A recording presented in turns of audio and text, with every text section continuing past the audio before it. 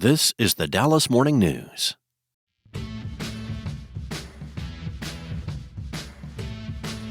Hello and welcome to a new episode of SportsDay Rangers. I'm John Blake. And I'm Evan Grant. On this weekly spinoff of the Dallas Morning News SportsDay Insider podcast, John and I will talk about the latest on-field stories with the Rangers, chat with a current or former player, and take a trip down memory lane. And we're back at the Dallas Morning News studio, so I can actually see Evan up close in person. He was on the road last week. How was New York, Evan, other than the games at Yankee Stadium? Can we talk about the family part when my family came up afterwards and we did lots of fun stuff? Probably better, yes. Yeah, because the games weren't all that much fun to watch. More offensive struggles. But we did have a wonderful time in the city. I will say this, that both Chris Young and Bruce Bochy have good Italian recommendations in the city, so they gave us a couple, and we had a good time there. We went to Central Park. We walked the Brooklyn Bridge. There were a lot of cocktails had by the daughter and the wife. We had some pizza. What else did we do? We jammed a lot in. We went to the Metropolitan Museum of Art too. That sounds like a fun trip. I'm actually going up to New York in a month or so to see relatives. We didn't see any shows though. Well, that's usually do when you go up to New York. It's harder for me to get the shows, but nevertheless. But anyway, as we digress, on this week's episode, we're going to review last week. Again, the Rangers still having some offensive woes. Went 1-5 on the road trip to New York and to the White Sox. We're also going to talk to Rangers first baseman Jake Burger. And this week's Archives is going to talk about Sports Illustrated covers. And with that, we'll see. We'll start going. Well, one other thing. If you missed our last episode, you can find it in the SportsDay Rangers Insider podcast.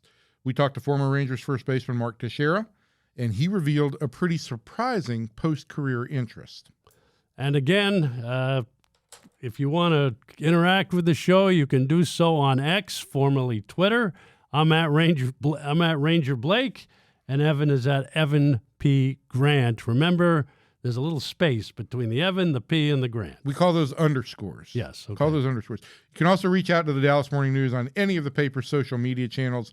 And again, find the podcast in the SportsDay Insider feed, wherever it is that you like to consume your podcasts. And if you like the show, please give SportsDay Insider a rating and a review and let your friends know about the show. Bottom of the ninth, bases loaded. Here comes Jimmy Dale from Baker Brothers Plumbing, AC, and Electrical. Thanks, Chuck. When your home pitches curveballs, Baker Brothers knocks it out of the park. Home run, Baker Brothers. Incredible. As the official home service partner of your Texas Rangers, we're offering $300 off a tank or tankless water heater. Another winning call. Visit callbakernow.com or dial 214-342-1171 today. Baker Brothers. Great service. So let's get into the week that was. Again, all the disclaimers are out of the way. Let's go. The Rangers still struggling offensively on the road trip. It was kind of same old. The bullpen showed a few cracks, but at the end of the trip, with an injury to Jock Peterson, they got a breath of life. We didn't think we'd see Alejandro Osuna as soon as we did, but he's made his major league debut, had 2 hits on Monday against Toronto. And can a guy like that help? Can he jumpstart it? Can he bring new life to a struggling offense? Look, what did the Rangers end up calling a 21-year-old in 2023 that was called up, in an emergency circumstance when the team was, let's remember, kind of flailing around a little bit? I believe Evan Carter became the savior. Right. Alejandro Osuna is a guy who in a lot of ways has flown under the radar for the past couple of years, not as a primetime prospect, but a guy in the top 30. But this spring really showed out well. He's always been an on-base guy. He's always had good approach at the plate. But I think every scout, executive, and Rangers official that I talked to was just taken about with the energy that he plays the game and how he seemed to have a joy for the game. And he's Mexican, and I kind of made the comparison that he's a lot like Danny Rojas, the Mexican soccer player in Ted Lasso, I should say. And I think we've seen that. He made a great catch in left field in his first game, took a walk in his first game, took a really patient approach at the plate. And then against Kevin Gausman, a strike thrower who's got a great split finger fastball, he had a good approach in his second at bat. You know, he got the splitter, was able to wait back for it, and he was able to just reach out and take that pitch and serve it into left field for a base hit. And sometimes that's what you need. You need those kinds of things to get rallies started. Not everything can be a home run. That did kind of fuel what should have been a rally for the Rangers in that Monday game against Toronto, because it followed a bloop single from Jonah Heim, and you had first and second with nobody out. And then the Rangers' bottom of the order couldn't advance the guys. And I've been impressed. I got to see him play in Frisco for a series earlier this year, and then the 2 games I've watched that we've seen him here in the big leagues. His quickness, especially his base running, and his ability to get to balls in the outfield are pretty amazing. Yeah, I've been impressed with him for several years now. He was a guy who I had a personal affinity to among prospects, because I thought he's an on-base guy who runs well, and that always plays. I also think that, look, the Rangers probably would have liked for him to get more time than 8 games at AAA, but circumstances intervene. Right. And, you know, as Chris Young told me on Monday, the opportunity is there for him to create more opportunity for himself. So the Rangers aren't necessarily looking at this as just a short-term move. If Alejandro Osuna performs, I think the Rangers are going to find ways to get him on the field. Now, that, I think, leads to other questions about this club. Right, and Corey Seager should come off the injured list later this week, sometime this week. Get him back. Does he go back at shortstop full-time? Does he move into a DH mix? Evan Carter, probably not that much farther behind. So you've got multiple guys that could also play the outfield. They're still carrying 3 catchers. How do you kind of see that lineup kind of work? I know it's going to be the hot guy is going to play, right? The guy that, but how do you see Bruce Bochy kind of trying to work through all of that? Well, I think once you get Corey Seager back, you will play him at shortstop primarily. He will get an occasional DH day, but Corey likes to play shortstop. So I think that gives you the opportunity to play Josh Smith a little bit at second base and get Marcus Semien a couple days off, maybe even a couple days off in a row to clear his head and work on the changes he's trying to make. I do think that Marcus is trying to hit line drives to right field, and we're seeing more balls to right field, but right now they're still fly balls. And so even when he hits them hard, I don't think he's got the power over on that side to drive them out. In the outfield, again, look, there's 2 guys in the lineup that, you know, there's no way around it. Bruce Bochy has dropped them from where he intended them to be. Marcus dropped from leadoff to 5th. Adolis dropped from 4th to 5th and then 6th. And then in the last week, they've dropped to 8th and 9th. And I think at some point in time, if Adolis does not respond, you're going to see, you know, his playing time cut into at least on the field. I could see the Rangers maybe using Adolis as a DH a little bit more often. Although, I mean, the most bedeviling part of all of this year is if you're thinking about Adolis Garcia and Marcus Semien slowing down, well, it certainly hasn't appeared on the defensive side Correct. of the ball. Adolis has played perhaps the best defense of his career. He's playing Gold Glove level defense in right field, and Marcus is still moving exceptionally well at second base, which should give you some encouragement that what has been going on with them is in some ways addressable offensively. So I do think, to your point, John, there will be the idea that if you've got 11 guys for nine everyday position spots, you should be in a good team. You should be in a good position. The question here still remains, can those 9 guys optimize their run scoring ability and start putting together some runs?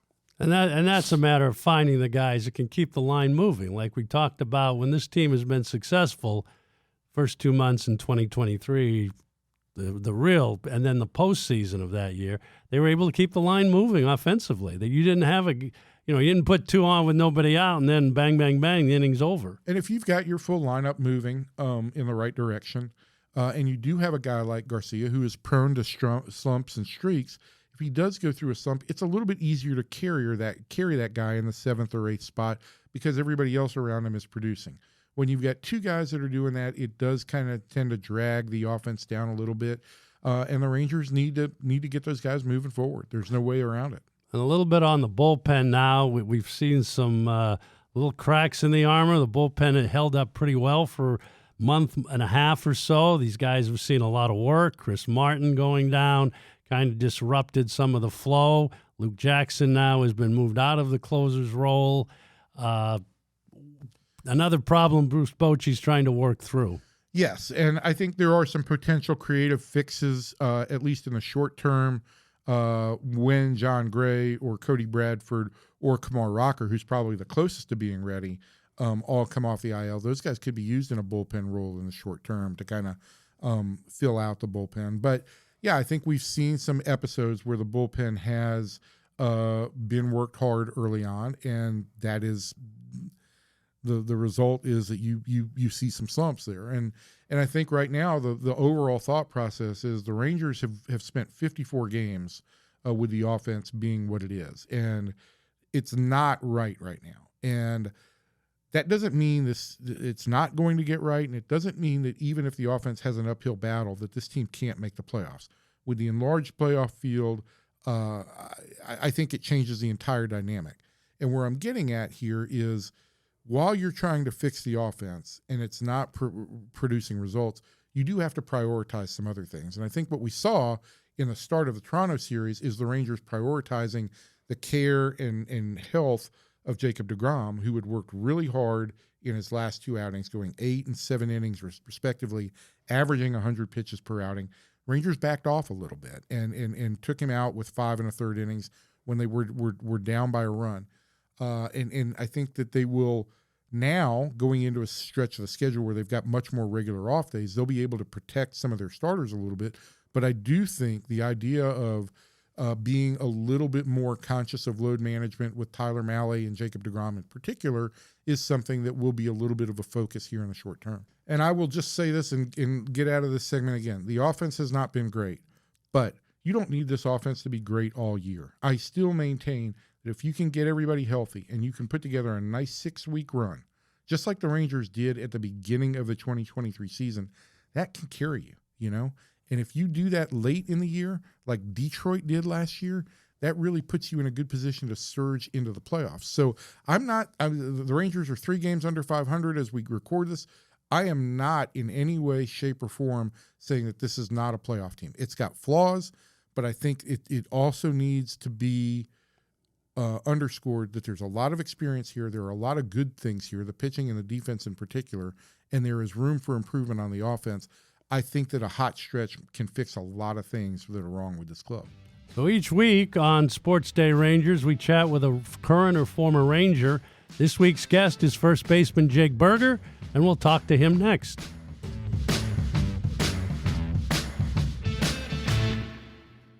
Well, we're very excited on our third episode of the podcast to have our first active Ranger player, first baseman Jake Burger.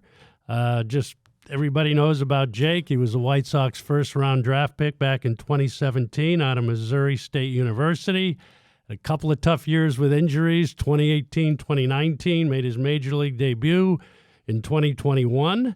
Had a breakout season with the White Sox in 2023 and was traded to the Marlins at the trade deadline. Ended up with 34 homers, 80 RBIs, and split time between first and third base for Miami last season before being traded to the Rangers on last December the 11th. So, Jake, welcome, and we'll let Evan kick it off here. Hey, listen, I think that we've talked a lot about this, but I'd love for you to just go in depth a little bit about what kind of approach you took to the assignment to Round Rock and how it changed really kind of the trajectory of your season. Yeah, I think adversity happens to everybody, right? And for me, it's like I feel like I've dealt with my fair share of adversity as everybody else has. And, I think the biggest thing is how you respond to anything that happens to you. And I think that's always the biggest thing in life. All of us are going to deal with something going on.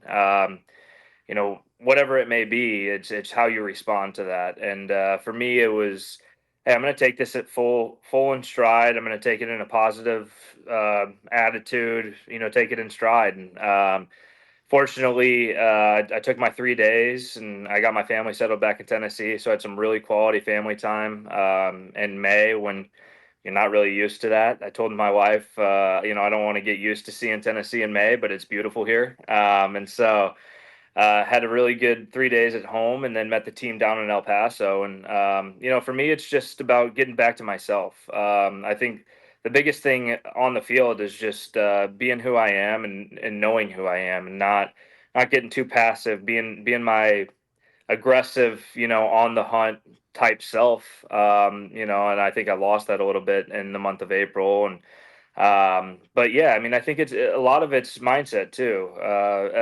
Evan and we've had some really good conversations about that in the clubhouse of, a lot of stuff's the 6 inches between your ears, more times than not.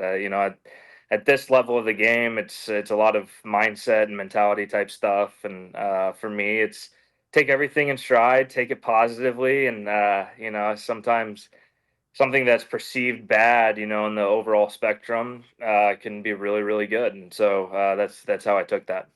John, when I had breakfast with Jake in spring training, and we talked about his daughter Penelope and the foundation that they've started to try and bring awareness and support for Down syndrome kids and families. And that was kind of the whole theme of his message, right? Was keep things in stride, and I think when he was sent down, I kind of exchanged messages with him, right, Jake, that, you have had worse things that you've had to deal with in your life. The injuries, like you mentioned, the long amount of time you were off. This is something you dealt with kind of as just another obstacle. But for me, one of the things that I thought was really endearing was it just so happened that at the same point in time that you were sent down, we had a papal conclave. And I'm still laughing about the idea that we're bringing the Pope into baseball.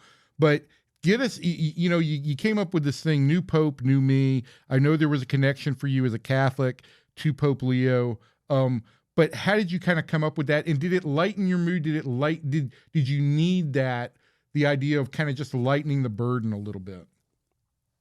Yeah, I think as Catholics, my family and I were obviously awaiting a new pope, and so happens that he's American and he's a baseball fan, and so I kind of took that in a positive light. I mean, hey, this is a new pope, and the team that drafted me, he was a fan of. You saw the videos of him at the White Sox World Series in 2005, and maybe he didn't like the initial trade from Chicago to Miami. Who knows? We'll never know. But I took it in a positive light, and I think tried to bring that type of fun, atmosphere, both down in El Paso and then when I got back up here. And I think it's really cool to kind of have something that is faith driven, but also, it's a bigger picture with the entire team and for myself. And, I think it's when you're going through stuff, whether it's performance based or whatever it may be, I think you gotta find the good hearted, fun, light stuff to talk about it as best you can. And so that's kind of how I took it. Does it change your approach, Jake? And I'm just curious. Obviously, the team has struggled kind of as a whole offensively, and you have had your individual struggles back in April. Does that exacerbate the situation when you're going through it in April, that, boy, the whole team is going through it? Does that play into it for you, or did it? Yeah, I think anytime you have a struggling offense, and especially as like a new guy over here, it's like, hey, I really feel like, they traded for me to hit home runs and bring some slug into the lineup. And when I'm not doing that, I kind of feel like I'm failing my duty as a trade piece, and so you're trying to hit that 5-run home run or whatever it may be, a little too much, might get in the back of your head. It's like, damn, if I just would have hit that ball over the fence, we would have won 4-2 rather than 2-1 or lose 2-1, like whatever it may be. It's like, rather than just taking it at the micro moments and kind of, hey, like, I gotta win each pitch. It doesn't matter about the overall numbers or the overall power numbers at this given date. It's winning each pitch and doing everything you can to put together really quality at bats. And I think for our offense here, there's so many talented, a lot of experienced players in this lineup, that it's only a matter of time before we all get clicking on the same cylinders. Obviously you got to have a little bit of urgency.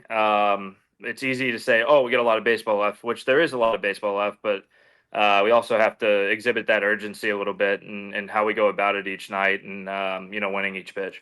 And you like the new Pope, new me thing, and your papal blessing when you reach base to everybody is a great thing. And like I said, it's one of those kind of fun moments that's also a stress breaker. And I think some guys have really responded to seeing you do that. Is there anything fun or strange that this team could do to try and break the hex offensively? Should we look at getting some sage in the clubhouse? What might be a good ritual to try and get the offense started?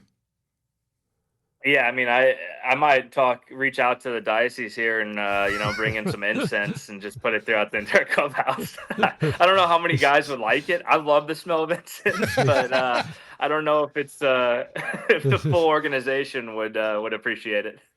Hey, there is one other thing I wanted to ask you about on this team before John gets into some stuff from your past. But listen, with everything that's gone on, I don't think your adjustment to first base has gotten enough attention.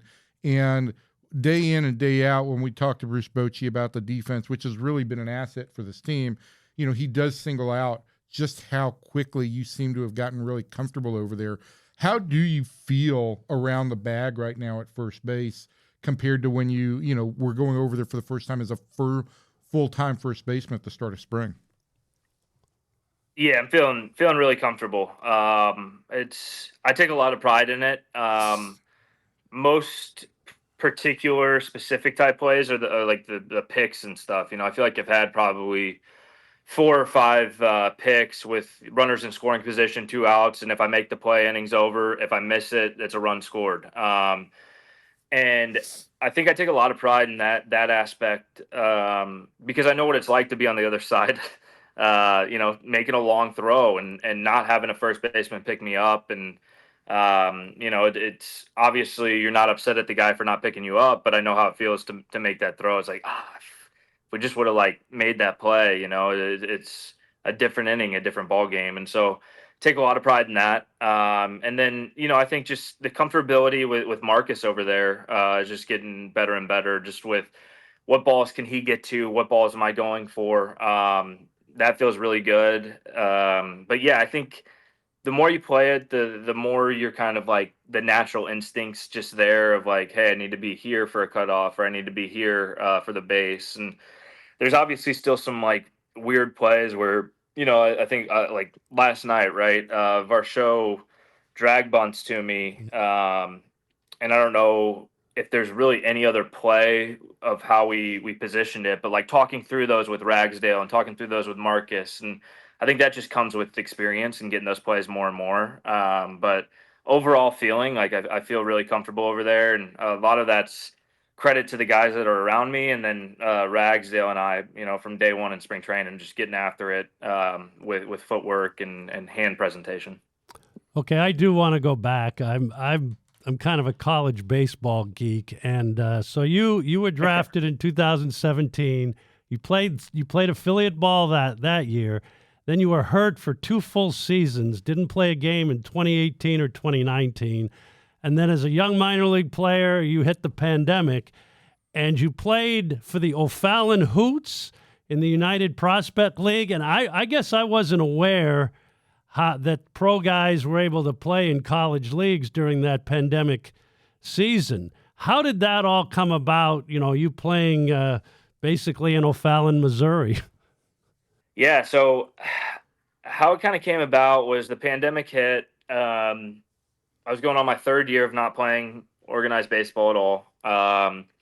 Went back home to St. Louis and basically was all right, here's the decision to make, right? It's I can either work my butt off and see what happens at the end of this year. It's the Rule 5 year, or try and find other work. And for me, it was as with my family every single day. I was playing tennis with my sister and my mom every single day, walking, pelotoning, stuff, we couldn't go to the gym. So it was like just getting outside and being active. And kind of got to a point where I'm like, okay, I actually feel really good body wise. Like, let's mix in some baseball stuff. And one of my buddies owns a cage in St. Louis. And so, like, it was just me and him going in there every day, and started feeling good that way. And I reached out to the White Sox, and I'm like, hey, like, I just got word that they're having this like summer collegiate league here.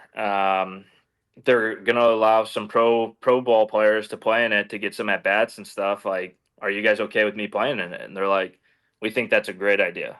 And so signed up.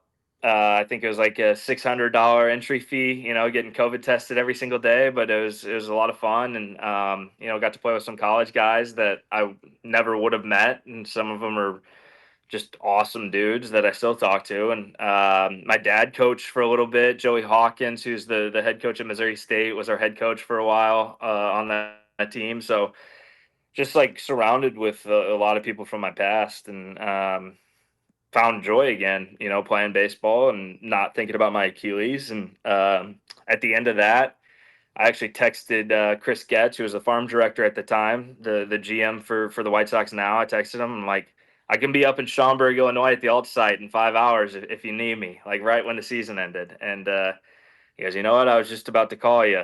We want to see you up here in a couple of days. And I'm like, there we go. And went up there, had a month at the alt site, and went to Instructs for 3 weeks, and got added to the 40-man. Hey, Jake, before we let you get out of here, the work that you have done with the Jake Berger Family Foundation, or the Berger Family Foundation, that you and Ashlyn, your wife, have done is truly amazing. And for a player that is still establishing himself in terms of financially and establishing himself as a star, I think it's really admirable.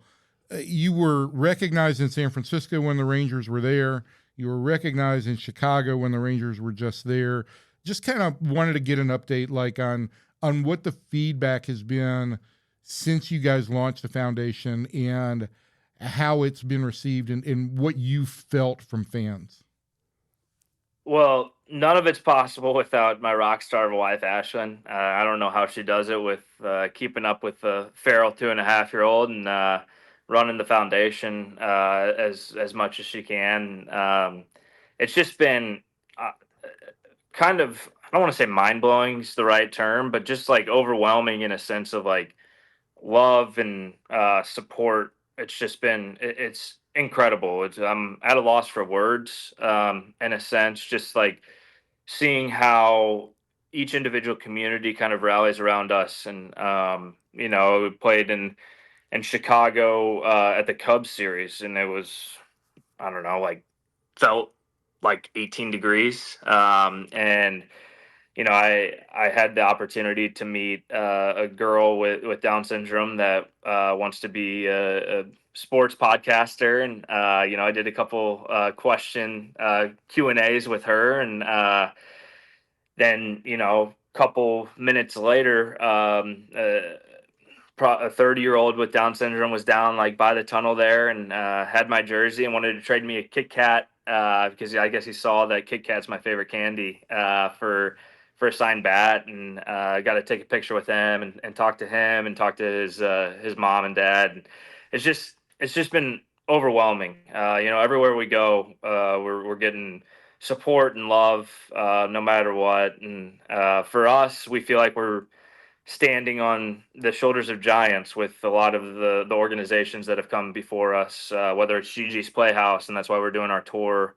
Every single place we play, we go to Gigi's Playhouse, and or Best Buddies. We've done a lot of stuff with them, and they've done unbelievable work since the 60s with Down syndrome and families, and helping adults, kind of find their standing in the world. And so we feel like we're standing on the shoulders of giants, and we're just trying to honor the community any way we can. They've been unbelievable to us, both with our foundation, but also to us. We're a part of that community, and since we got the diagnosis with Penelope, it's been nothing but love and support, to myself, but more importantly to my wife. And for us, we feel like we're in a position and have the network that we have to, give back to that community any way we can. And that's why I'm wearing 21 every single night. And that's why everywhere we go, we're trying to honor this amazing community.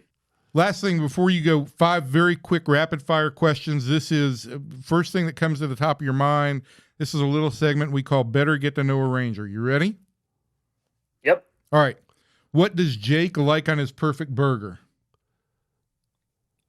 Every single time I just Of course.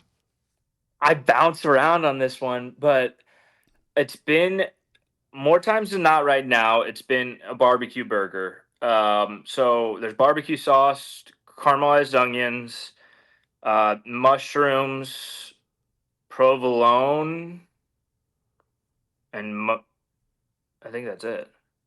Did I say mushrooms? You said mushrooms. Yeah. All right. What was your first concert? AC/DC. What's your favorite sports memory that does not involve you? Gosh, are you asking me this one, Ev? Yes, I am. I think you know the answer. Do I? And this is not going to be. I don't know if I can say this in Dallas. Oh my God, it's 2011. We'll just skip that. Jake grew up a Cardinals fan. We're just going to go right past that. Okay. Jake, because too many people are going to be traumatized. Jake, have you ever personally asked for an autograph, and if so, from who? Yeah, I have. I have a man cave with jerseys and guys that I watched growing up playing, and guys that I admire. I always try and get their autographs. So I've got a few. I think my favorite one is probably Clayton Kershaw. I have a signed jersey from him, and Miguel Cabrera are like my two favorites. I'm just glad you didn't say David Freese. There you go. All right, and last question. Describe the rest of your life in 5 words. The rest of my life, like going forward, future? Yes. Beautiful family. Hit baseballs hard. That's It's almost like a haiku. That's perfect. Jake, thanks so much for joining us. We really appreciate it. Hey, you had a reaction on the AC/DC. I want to know what you were thinking there. I have you down as a Highway to Hell guy. Okay. All right. Yeah. My dad loved AC/DC, and that's what I was raised on. So I like it. Yeah. All right, man. We will talk to you later. Thanks so much for the time. Thanks so much, Jake.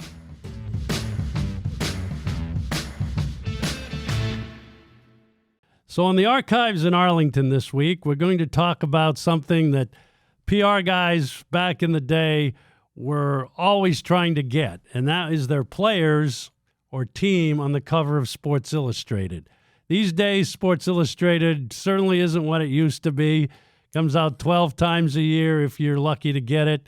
But back in the day, in 10, 15, 20 years ago, if you could get your team on the cover of Sports Illustrated, that was like a home run for a PR guy, right? Oh yeah, I mean, because that was national. That was media it, at that right? point. So looking at the Rangers have been on the cover of Sports Illustrated 9 times. In 52 years? 52 years. And we're going to talk about a couple of them today because June 2nd, which is coming up this week, is the occasion of 2 covers of Rangers on Sports Illustrated over the years. The first goes back to June 2nd, 1975, and it was Billy Martin, who was the manager at the time. The headline on the cover was Billy Martin, baseball's fiery genius. Now, everybody knows, or all Ranger fans know it, the Rangers hired Billy Martin in September of 1973. The next year was the turnaround gang under Billy Martin. They went from 57 to 84 wins, finished second in the division in actually a fairly tight race with Oakland right down to the end. Fergie Jenkins won 25 games. He beat the A's like 6 times that year. Right, he did. It was unbelievable. Mike Hargrove was Rookie of the Year. Jeff Burrows was the most valuable player. And Billy got a lot of the credit. He was the UPI AL Manager of the Year. So the kind UPI, kids, was a data service, much like the Associated Press. It was a news wire. But go ahead, John. Right. There was no BBWA Manager of the Year award at that point. And so what's kind of ironic is by the time Billy gets on this cover in June of 1975, the wheels had kind of come off for the Rangers. They lost 10 of 14. They were in 4th place. They were 6 back. So the story really wasn't real. It was about Billy as a fiery genius, but Billy was, it was more just Billy as fiery at that point. And he was having trouble with management. He had had a new owner. Bob Short had hired him. Brad Corbett had bought the team from Short in the latter half of the 74 season. And Billy and Brad did not see eye to eye. And kind of one of the last straws on Billy, he was fired on July 21st, was the 7th inning stretch where Billy told the guy doing the music he wanted to hear "Thank God I'm a Country Boy," where Brad Corbett had told Billy, look, we're going to play Take Me Out to the Ball Game. So Billy kind of went over Brad's head. They played "Thank God I'm a Country Boy," and that was about it for Billy. He was fired, as I said, on July 21st at 44 and 51. The Yankees hired him for the first of 5 times 2 weeks later, and the rest is history there. So Billy was on the cover of Sports Illustrated 4 times overall. And ironically, the last time in 1985, and again, Billy and Arlington have had a history. They had fired Yogi Berra in 85 in May, and his first game back was in Arlington. And the picture of sports on the cover of Sports Illustrated was actually taken at Arlington Stadium of Billy in a Yankees uniform. But my favorite Billy Martin Arlington memory goes back to May 6, 1988. And many of you may have heard this. The Rangers had beaten the Yankees the night before 7-6. Billy had gotten thrown out of the game. And after the game, Billy and Mickey Mantle, actually, who lived in the Dallas area, his former teammate, and a couple other guys went over to this strip club called Lace, which was in Arlington at the time. And Billy, no matter the reports vary as to what happened, but Billy came out of there bloodied and bruised, requiring 40 stitches. Now, you would think Billy could have gotten back to the hotel, and they could have just said the next day he fell off a curb or something. But what happened was the Yankees were staying at the Arlington Hilton, and Harvey Green was their PR director, very bedraggled Harvey Green at the time. And Harvey and I were good friends. We went out to dinner after the game, and we're driving back up, pulled up to the Hilton. And there are people all over the street. There are fire trucks all over the place. And Harvey joked, Billy must have gotten into a fight.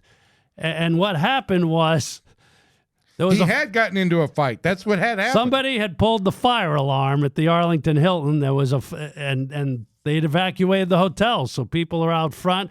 And George Steinbrenner, who was good friends with the owner at the time, Eddie Childs, was at the hotel. So everybody's out in the street, and all of a sudden a car pulls up, a cab pulls up, and Billy gets out, and the media are out there, and Billy staggering around, bloodied and bruised.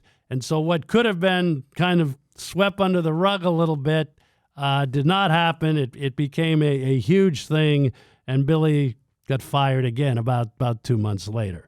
So that was the first Ranger ever on the cover of Sports Illustrated. Let's fast forward to June 2nd, 2008. And the headline and the picture on the cover was Josh Hamilton. And it was the unbelievable Josh Hamilton, his true story. And this was Josh's first year with the Rangers, been traded from Cincinnati, and it was an unbelievable thing. He won the American League Player of the Month award in April and May.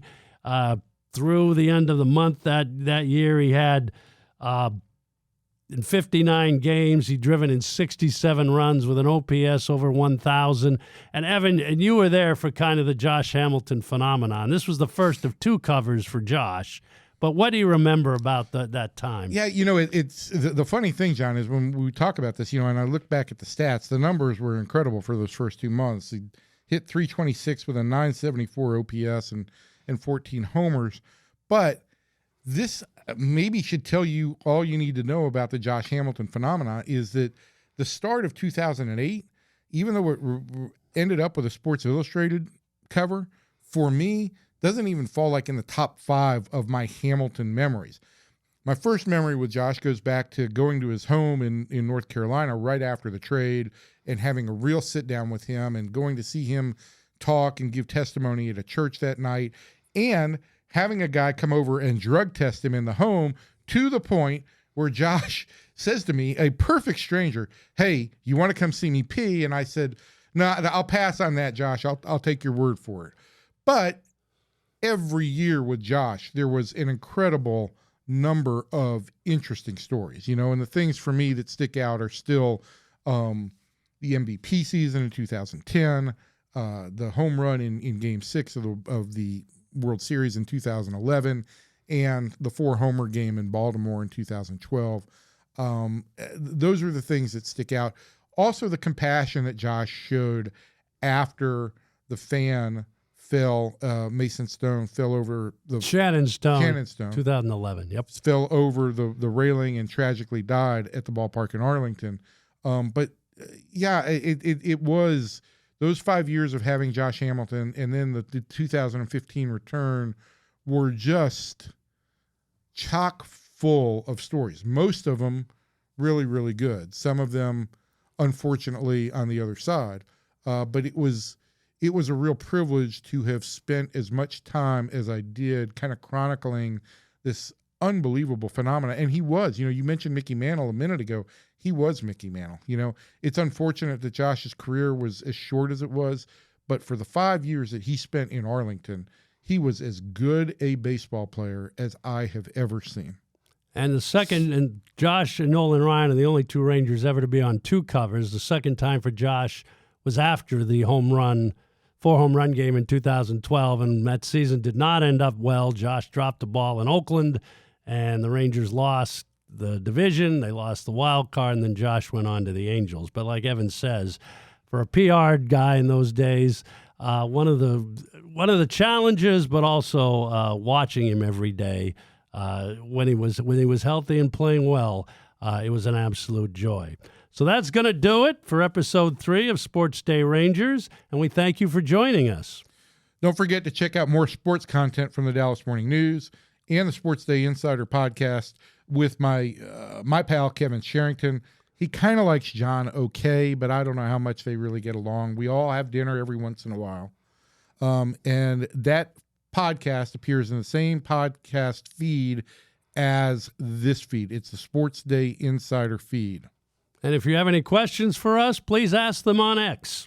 What if they have questions in Japanese? They can do that too. I'll have my interpreter close by. All right. Thanks to Jake Berger for joining us this week. We will talk to you all next week. It's always been a pleasure. Thanks for joining us.